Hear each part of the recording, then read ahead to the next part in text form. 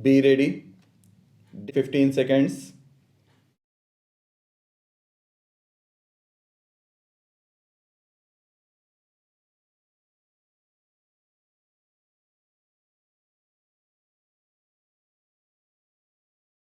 Sir, the point I am trying to make is even if it is necessary to amend the constitution, we have to make a bold venture.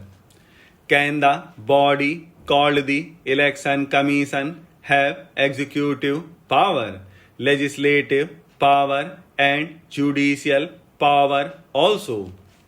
This is one point I want to make. No institution under this parliamentary system has all the three powers combined in one. As friends know, the Constitution gives the Chief Election Commissioner the status of a Supreme Court judge. That is, if he is to be removed, the same process has to be adopted even though he may have been appointed in a different way. The Election Commission should have been a multi-member commission. This is the recommendation made by the Parliamentary Committee in its report of 1972 that the commission should be a full commission and Parliament should enact a law. Mr. Law Minister, I would request you to examine how many articles of the Constitution Parliament has failed to take note of and give shape of a statutory form. This is one of those articles wherein a full-fledged commission is visualized. It cannot be a single member commission. Even remotely, I do not want to cast any aspersion or any chief election commissioner. That is not my purpose. There is scope for error of judgment. It is not a question of motive or intention.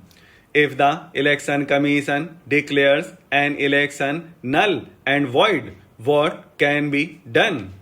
What the Supreme Court held was that if a wrong decision has been given and a repoll has taken place, then the aggrieved person could go to the High Court for relief through an election petition.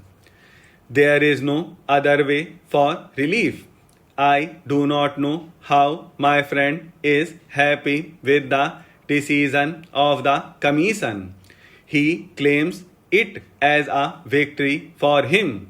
I am sorry for the lack of depth of understanding or political vision in the matter.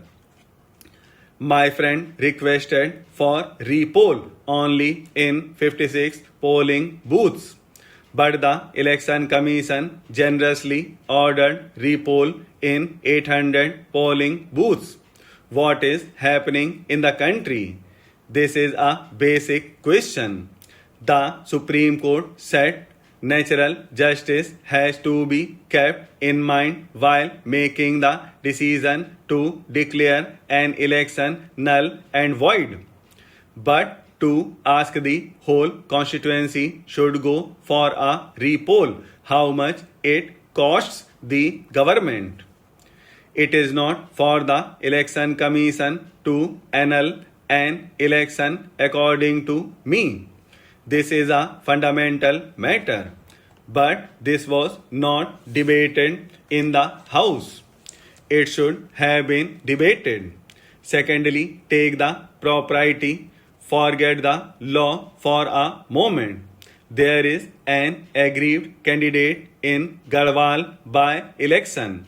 Polling was disturbed in 65 polling booths. The Election Commission ordered repoll in all the booths. What has been the argument?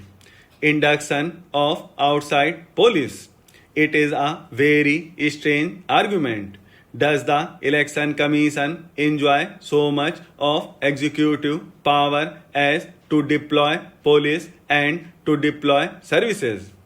I have got the Election Commission's recommendations before me. Not even one recommendation refers to deployment of police or maintenance of law and order.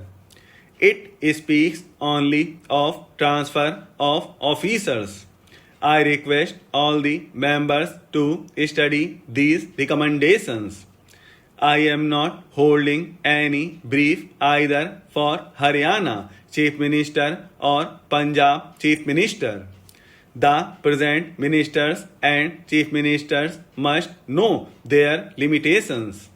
In fact, in Nehru's time, we had a convention that the ministers never went to do election propaganda in by-election. We used to restrain ourselves, and so there was no question of involvement in a by-election. What has the Haryana Chief Minister done?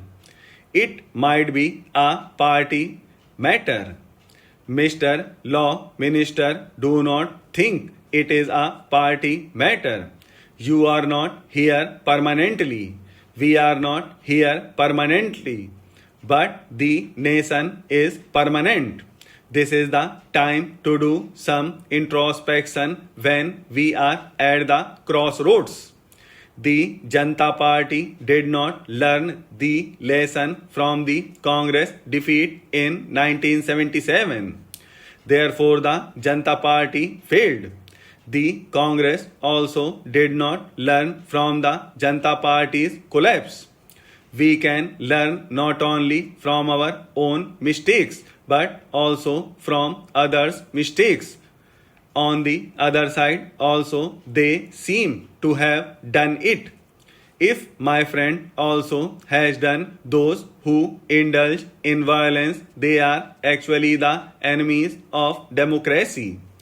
I condemn it. We should be serious about it. We must know where the Election Commission should actually stop.